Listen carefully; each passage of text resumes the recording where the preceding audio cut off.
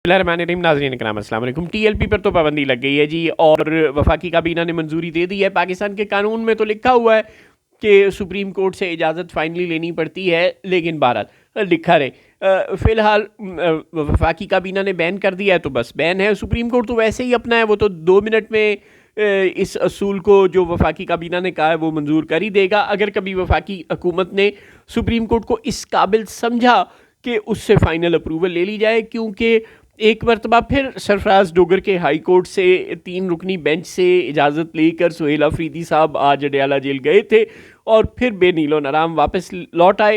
Adiala jail के superintendent ने कहा जाओ, भाग जाओ तुम भी और तुम्हारा अदालती हुक्म भी। वजह यह है कि जिस चारों नाचार किस्म की सूरत हाल में, यानी मगरों लाने वाले स्टाइल में सरफराज डोगर साहब की कोर्ट ने वो उठकर खड़े हो रहे थे, सलमान अकरम राजा ने शोर करके ज़बरदस्ती कहा कि नहीं आपका आर्डर है, इस पर अमल नहीं हो रहा।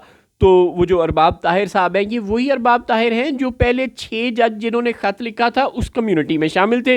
ये सरफराज डोगर कम्युनिटी में, यानी कि प्रो इस्टेब्लिशमेंट कम्युनिटी में बाद में मूव किए हैं। ये वॉलेटाइल जज हैं।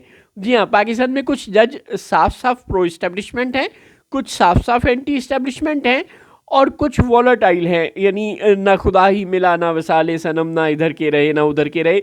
जस्टिस अरबाब ताहिर जो कि इस्लामाबाद हाई कोर्ट के जज हैं, ये भी ऐसे ही एक जज है। पता नहीं इन बेचारों के साथ क्या मामला हुआ, पता नहीं इनको क्या धमकियां लगीं।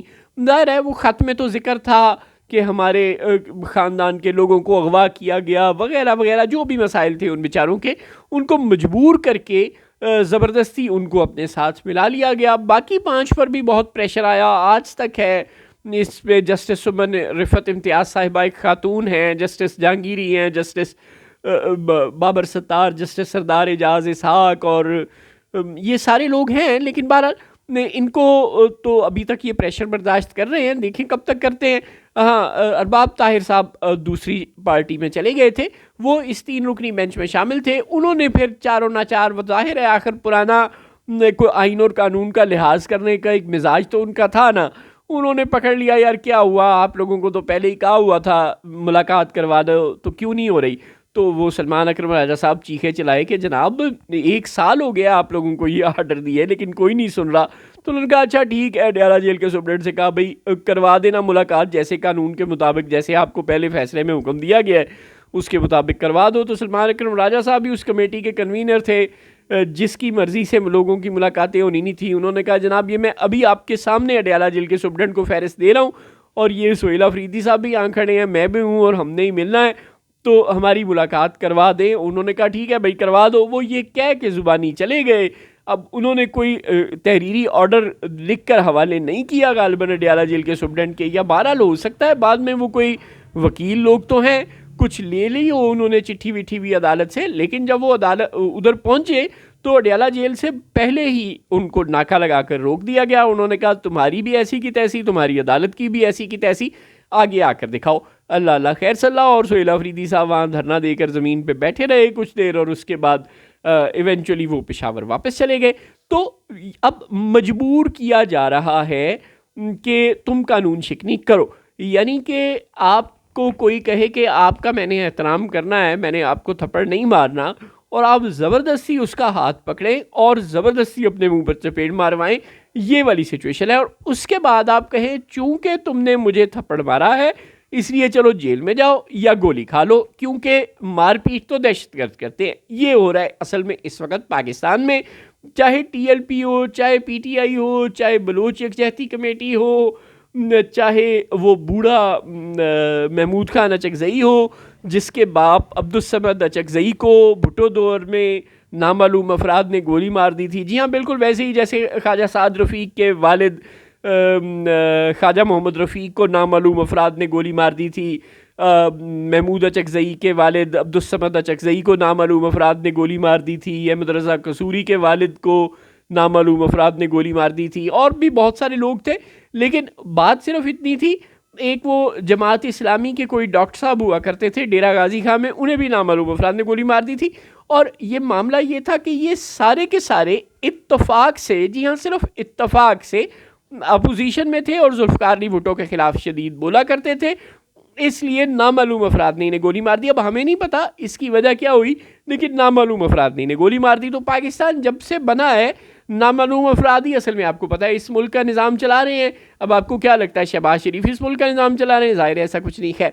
तो मामला ये है कि नामालूम अफराद ने इस मुल्क का निज़ाम चलाना है, अल्लाह अल्लाह खैर सल्ला, लिहाजा अफरीदी साहब को रोक लिया गया, वो वापस चले गए।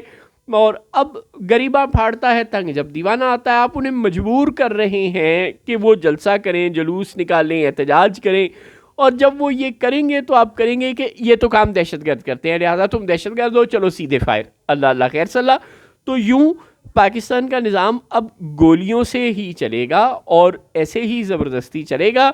अब 22 नवंबर को कुछ लोग कह रहे हैं, कुछ 26 को कह रहे हैं, लेकिन ज़्यादा खबरें जो तहरीक इंसाफ के ज़राए से आ रही हैं वो यही हैं कि जी 22 नवंबर को एहतजाज प्लान कर रही है तहरीक इंसाफ।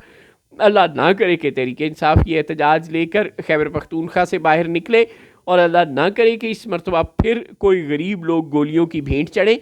लेकिन इस वक्त तक की सिचुएशन ये है कि तहरीक इंसाफ को बिल्कुल अपने कारकुनों को लेकर पंजाब नहीं आना चाहिए। बस खैबर पख्तूनख्वा में ही जो उन्होंने करना कराना है कर लें।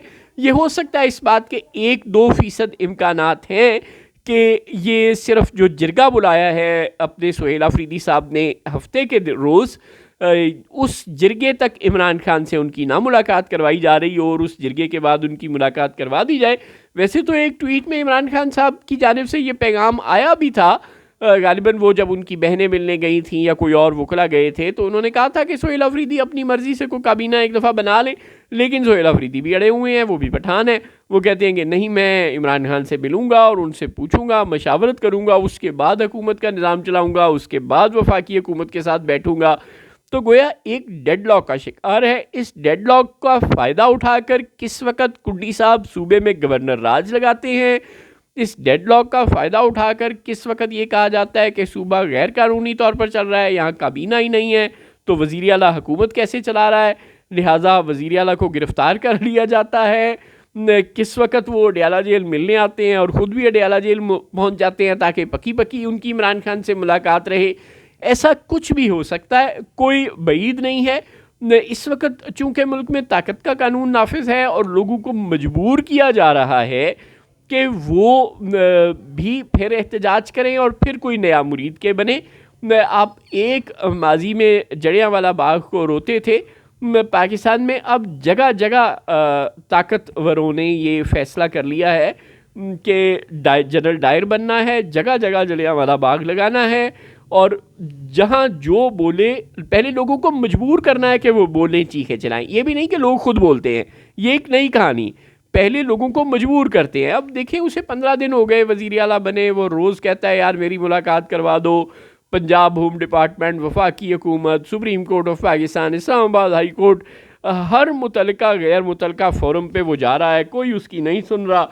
और अब जब वो एहतजाज करने आएगा तो इस्तकबाल गोलियों से होगा और फिर दहशतगर्द करार देकर, जिस तरह आज TLP पर पाबंदी लगी है उसे 4th शेड्यूल में डाला है, इवेंचुअली यही होना है तहरीक इंसाफ को भी। और 2 महीने बाद, 15 दिन बाद, साल बाद, 6 महीने बाद बैन करके 4th शेड्यूल में डालना है, ताकि 2029 या 28 में जब भी कभी इलेक्शन हो तो उस इलेक्शन में तहरीक इंसाफ का हिमायत याफ्ता कोई आज़ाद कैंडिडेट तक किसी भी शक्ल में हिस्सा ना ले सके। और ये इम्कान ही ना हो कि अवाम के पास चॉइस में ही नून लीग और पीपल्स पार्टी हो, इनमें से जो भी हुकूमत बनाए, जैसे भी बनाए, एक फ्री एंड फेयर इलेक्शन हो जाएगा इस प्री पोल रिगिंग के बाद, और वो फिर जो भी हुकूमत बनाएगा ज़ाहिर है वो ताबे मुहमिल होगा, अल्लाह अल्लाह खैर सल्ला। तो अब जो सर झुका कर चलेगा, निसार तेरी गलियों पे है वतन के जहाँ चली है रस्म के, कोई ना सर उठा के चले। जो सर उठा के चलने की बात करेगा मारा जाएगा, जो सर झुका के चलेगा सत्य ही खैर है।